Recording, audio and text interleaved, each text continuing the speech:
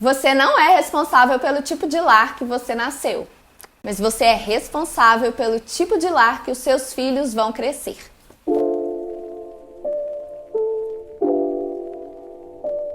Oi, gente! Para quem não me conhece, prazer, eu sou a Rafa, sou arquiteta aqui em Belo Horizonte, Minas Gerais. Nosso escritório Alver Arquitetura está localizado aqui no Prado, para você que é de Belo Horizonte. E no vídeo de hoje a gente vai falar um pouquinho sobre isso que eu acabei de dizer. Nós não somos responsáveis pelo lar em que nós nascemos, mas sim, nós somos responsáveis pelo lar em que os nossos filhos vão crescer, vão nascer, vão viver e vão aprender a ser alguém na vida, né? Era pra ser uma coisa tão profunda e do nada eu faço isso, mas tudo bem, essa sou eu. Então vamos lá, eu quero iniciar essa discussão com você. Se você é a primeira vez que você está chegando aqui nesse canal, já deixa aqui seu like, vem fazer parte da nossa família afetiva. Nós somos um canal de arquitetura que, além de dar dicas boas sobre arquitetura e obra, nós também trazemos à luz algumas discussões que precisam sim serem abordadas para a gente conseguir ressignificar aí a nossa relação com a nossa casa. Então, vem fazer parte desse movimento também. E para começar essa discussão, vamos refletir um pouquinho sobre o lar onde você nasceu, também, né, sobre o lar onde eu mesma nasci. Para um pouquinho para pensar como foi esse lar. O que você vive na sua vida adúltera? O que você vive adúltera? Adúltera não, gente. O que é que você vive na sua vida adulta hoje que é reflexo lá da casa onde você nasceu? Pode parecer bobagem, mas não é. Tem um ramo da psicologia que estuda a psicologia ambiental. E esse ramo da psicologia nos diz, de forma científica, né, vários experimentos, vários estudos já foram feitos sobre isso. Ele nos diz que nós podemos influenciar o nosso meio, mas é inevitável que o meio nos influencie. Então, o ambiente onde você cresceu, a casa onde você foi criado, onde você passou por aquele período de formação de caráter, ele foi fundamental para construir quem você é hoje. Tanto as coisas boas que você tem na sua vida, quanto as coisas que não são tão legais, né? Que são aqueles pontos em que todos nós temos e que precisamos melhorar. Então, reflete um pouquinho sobre quais são esses aspectos bons e ruins da sua vida e como eles podem estar relacionados à casa onde você cresceu. Eu tenho certeza que com isso você vai conseguir se lembrar de memórias boas, memórias que não são tão legais, né? Memórias que talvez você queira esquecer. Você também vai se lembrar de experiências que teve nessa casa, experiências que serviram de aprendizado, experiências que te fizeram enxergar o mundo de uma forma diferente. Você também vai conseguir se lembrar como era a sua relação com o restante das pessoas da sua família. Você era muito próximo dos seus pais, se você tinha irmãos, dos seus irmãos, ou você sempre foi mais quieto na sua, no seu canto? Como que era a dinâmica da sua casa em relação à forma como as pessoas se relacionavam dentro dela? Eu tenho certeza que parar para pensar e refletir um pouquinho sobre como isso aconteceu vai te ajudar a entender muita coisa que você tá aí hoje talvez se perguntando por que você é assim, né? Eu, por exemplo, sou muito hiperativa. Deve ser porque eu sou filha única e crescido lá onde eu podia fazer muitas coisas. Minha mãe vai ver esse vídeo. Ela vai. Obrigada, mãe. Obrigada porque eu sou essa pessoa hoje, porque a senhora me deixava fazer muitas bagunças, mas sempre me obrigava a arrumar tudo depois. Mas obrigada por não destruir as minhas casinhas de boneca. Depois de pensar um pouquinho sobre isso, é legal você começar a entender o que não foi tão legal ali na casa onde você cresceu, né? Que tipo de experiência não foi tão legal pra você, que tipo de relação ali entre as pessoas não foi tão legal, para que você consiga começar a refletir como vai ser o lar onde os seus filhos vão crescer. E eu vou dar um exemplo prático da minha vida pra vocês. Antes, deixa eu dar uma respirada aqui, porque esse tema ele mexe muito comigo. Porque eu tô no meu período tentante, né? Já faz um tempo já. Inclusive passei por alguns procedimentos médicos por causa disso. E eu tenho refletido muito sobre isso com meu marido, né? Então, gravar esse vídeo hoje é muito especial pra mim, porque ele me toca, assim, de uma forma muito profunda. Então, eu fiz um treinamento ali para não chorar. Eu acho que eu vou conseguir, porque eu estou aqui, ó, me mantendo plena.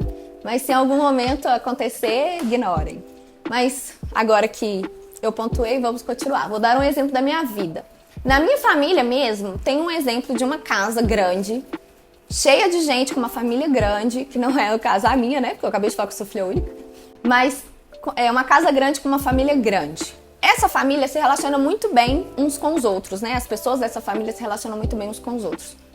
Porém, o fato da casa ser muito grande, ela não ter sido pensada de forma arquitetônica, é a famosa casa que você constrói, aí depois você precisa construir mais um pouco, você vai só ampliando, e aí do nada a casa vira aquele labirinto, assim. Você sobe, desce o tempo todo. A casa é assim. Tenta imaginar uma casa dessa. As pessoas que moram nessa casa, embora muito sociáveis, são pessoas que se acostumaram a ficar trancadas no próprio quarto. Então é comum você chegar na casa e perguntar pro filho, falar assim, fulano, sua mãe está em casa? E ele responder, não sei. Sendo que a mãe dele está no quarto do lado. Assim, isso é comum de acontecer nessa casa. E no começo eu achava aquilo muito estranho. Eu falava assim, como assim você está na mesma casa e você não sabe onde as pessoas estão? E aí, talvez eu acho isso estranho porque na minha casa, na casa que eu cresci, era uma casa muito simples, muito humilde e não tinha portas. O único ambiente que tinha porta era o banheiro e a porta de entrada. O restante dos ambientes não tinha porta. Então eu transitava livremente pelos cômodos da minha casa e eu sabia sim se meu pai ou minha mãe estavam em casa, né? Até porque eles não tinham como fugir de mim dentro de uma casa tão pequena. Então esse é só um exemplo de como esse ambiente interfere nisso. Como responsável pelo lar onde o meu filho vai crescer em breve, se Deus quiser, o que é que eu já propus para essa família? Eu disse para eles que quando eu tiver os meus filhos, né, ou por meio de gestação ou por via de adoção, eu também pretendo adotar, mas quando os meus filhos chegarem, eu faço questão de ensinar para eles chegar na casa e falar assim, cheguei! Gente, sai dos quartos, vem me ver porque eu cheguei. E eu quero ter um momento de família. Justamente para que o meu filho não viva essa dinâmica de eu vivo no meu mundo e eu não me relaciono com o restante da minha família, a menos que eles me chamem, a menos que haja alguma coisa especial, a menos que eu precise ir por algum motivo. Mas sim, isso faz parte do meu cotidiano. Não é algo que eu preciso me esforçar, não é algo que eu preciso depositar tanta energia para ser feito. É algo natural. Eu aprendi a ser assim, eu cresci assim, próximo dos meus pais, próximo dos meus irmãos, em relação com a minha família. E aí, aquela família vira um núcleo de comunidade inteiramente ativa entre eles. A ponto de, se alguém está com alguma dificuldade, a família inteira age em prol daquela pessoa para auxiliá-la e tudo mais. Numa casa em que as pessoas vivem nos seus próprios quartos, a menos que se peça socorro, as outras não sabem muitas vezes o que está acontecendo. Então esse é um exemplo, né, de como esse meio ele interfere sim na nossa relação com a sociedade, na nossa saúde física, na nossa saúde mental e tudo mais. Eu quero dar um outro exemplo também da minha vida também. Eu lembro que eu falei que eu e meu marido a gente está discutindo muito sobre esse tema, né, sobre esse assunto. Eu sempre fui uma pessoa muito caseira. Eu sempre gostei muito de ficar em casa. Sempre gostei muito do ambiente da minha casa, né? Embora, como eu falei, era uma casa muito simples, mas eu gostava do ambiente. Eu gostava de estar em casa e fazer as coisas que eu tinha que fazer em casa. E o meu marido também. Ele gostava muito de ficar na própria casa e quando a gente casou era inevitável que os dois gostassem de ficar na própria casa, juntos. Até porque a nossa linguagem de amor predominante é tempo de qualidade e toque físico. Se você não sabe o que eu tô falando, tem um livro que chama 5 Linguagens do Amor que fala sobre essas linguagens. É muito legal de de ler e conhecer, tá? E isso sempre foi uma desculpa pra gente. Toda vez que algum amigo queria marcar alguma coisa, ou alguém da família que não era tão próximo chamava pro aniversário, ou um churrasco assim, de fim de semana mesmo, sem motivos, sabe? Geralmente a gente não ia. Porque a gente falava assim, os meus amigos têm que aceitar que eu sou uma pessoa caseira e que eu gosto de ficar em casa. Conviver comigo dessa forma, né? Sabendo que eu os amo, porém eu não vou estar em todas as reuniões, em todos os encontros e tudo mais. E em um determinado momento a gente parou para pensar o tanto que esse comportamento pode ser prejudicial para os nossos filhos. De limitar mesmo a interação social deles, simplesmente pelo motivo de que nós gostamos mais de ficar em casa. Pensando nisso e não querendo que os nossos filhos tenham dificuldades sociais, tenham dificuldades de se relacionar, de se expressar, de fazer amigos, nós definimos que antes que eles cheguem em casa, nós vamos assumir novas posturas em relação a isso e nos tornarmos pessoas mais sociáveis. Inclusive, eu falei isso para os meninos aqui no escritório. Falei, quando marcar alguma coisa e eu falar que eu não sei se eu quero ir ou não falar nada, porque eu sou dessas que não fala nada e de última hora fica em casa e fala, não vai dar para ir. Vocês puxam a minha orelha e me lembram que eu tenho que ir. Porque eu não estou construindo isso só para mim, eu estou construindo isso para os meus filhos. Então, esse é mais um exemplo de como que a gente precisa, sim, pensar em como é que vai ser a vida mesmo dos nossos filhos naquela casa que a gente está vivendo. Você não precisa concordar comigo, né, com essa questão de sair mais de casa, não é esse o ponto. Só estou te dizendo que essa reflexão ela é importante. E não só no seu comportamento, mas também em como é a sua casa hoje. A sua casa é um ambiente que oferece segurança, sua casa é um ambiente que oferece conforto, sua casa é um ambiente que oferece possibilidades para os seus filhos. Como que é? Será que a sua casa é um ambiente cheio de não me toques para o seu filho crescer sabendo que ele não pode encostar na parede porque fica a marca de mão? Ele não pode pôr o copo na mesa porque fica a marca do copo. Ele não pode sentar com o pé no sofá porque senão vai sujar o sofá, que é muito claro. Ele não pode tirar nada do lugar porque a organização é super importante e a casa tem que estar sempre impecável. Como que é? Como que você quer que seja? E ok, se você quer que seja assim, eu só estou te pedindo para refletir um pouco nisso. Como que era o ambiente da sua casa e como que ele te fez construir o seu próprio ambiente hoje? Por exemplo, será que você vivia em uma casa muito desorganizada e isso te incomodou a ponto de você querer viver numa casa extremamente organizada e não abrir mão dessa organização por nada? Isso tudo pode influenciar sim como seu filho vai se desenvolver nesse lar. E aqui eu não estou falando só da fase da infância, né? Das infâncias, porque eu acho, até onde eu li, existe mais de uma infância, mas não vou falar sobre isso porque não é minha expertise. Mas eu não estou falando apenas da infância, eu estou falando da vida inteira dos seus filhos ou daquelas pessoas que virão após você, né? Essas pessoas, à medida que elas vão crescendo, o ambiente onde elas passam a maior parte do tempo determina muito do comportamento delas. Pensar na sua casa de acordo com a idade de desenvolvimento do seu filho é muito importante. Pensar nas cores que vão ser aplicadas naquele ambiente e não colocar uma cor na parede só porque você acha bonita. Começar a pensar no significado daquilo. Aquilo te remete a alguma coisa, a algum valor importante. Eu tô aqui gravando do lado da nossa porta, eu fiz questão de gravar esse vídeo aqui porque aqui a gente tem um coração que é super afetivo e diz muito sobre família pra mim, com uma cruz que fala sobre os meus valores. Eu tô até com esse colar de propósito, porque esse colar é pra me fazer lembrar do meu propósito na vida e de como eu quero finalizar os meus dias mesmo. Esse colar me lembra que eu preciso combater o bom combate, completar a carreira ou a corrida e guardar a minha fé. E esses são os pilares e os princípios que eu levo para minha casa. Então, ao longo da minha casa, eu tenho espalhado coisas para me fazerem lembrar disso, para me fazerem lembrar da minha família, para me fazerem lembrar dos meus valores cristãos, para me fazerem lembrar do meu objetivo de vida, para me fazer lembrar de como eu quero construir essa família. E teve um momento especial na minha vida que me fez pensar muito sobre isso, que foi através de uma série, This Is Us. Eu comecei a assistir essa série assim, sem muita intenção, sabe? E à medida que a série foi passando, eu comecei a refletir sobre algumas coisas de como é importante, sim, a gente preservar alguns costumes e alguns hábitos na nossa família, porque isso fica marcado por gerações nos nossos filhos. É muito legal, não sei se você já viu essa série, mas a série fala de uma família que cresceu numa casa que... enfim, eu não vou contar a série, né? Mas muitas coisas acontecem, né, no decorrer da história dessa série. Só que tudo que acontece na vida atual deles acontece porque eles se lembram ou porque eles querem resgatar coisas que aconteceram na infância e que foram tão boas que eles querem que os filhos vivam aquilo também. Então, essa série ela te faz lembrar constantemente do que realmente é importante para você, do que realmente tem valor, não só na sua vida, mas na sua casa e na sua relação com a sua família. E de como isso constrói a forma como você quer que os seus filhos também vivam essas experiências. E como eu cresci num lar sem irmãos, eu comecei a pensar o tanto que me faltou experiência com pessoas diferentes de mim.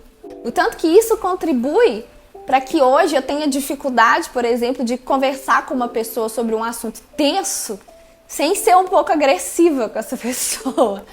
Aqui no escritório estou aprendendo como é o nome, Anne?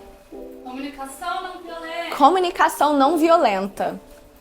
A Anne tá me ensinando um pouco mais sobre isso.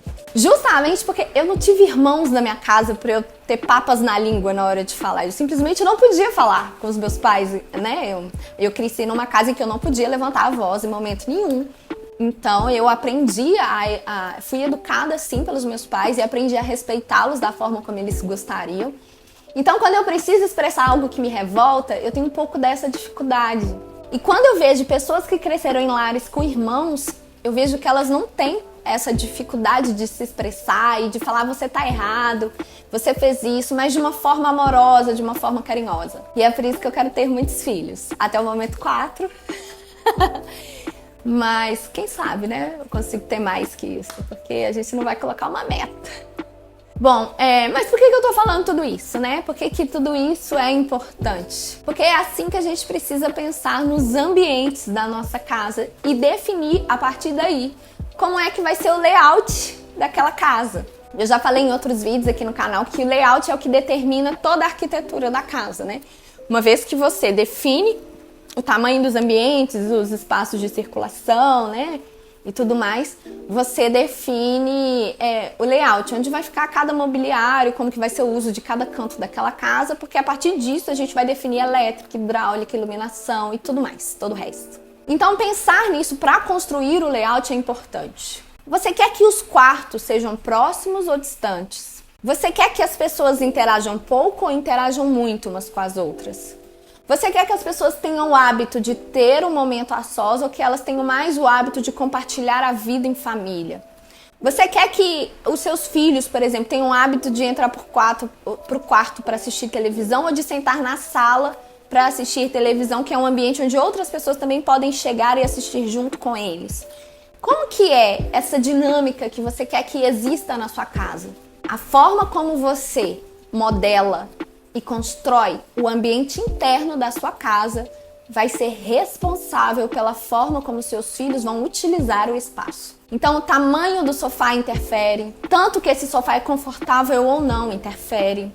Se tem tapete, se o piso é frio, se o piso é quente, se tem iluminação natural, que é fundamental não só para as relações sociais, mas para a nossa saúde física.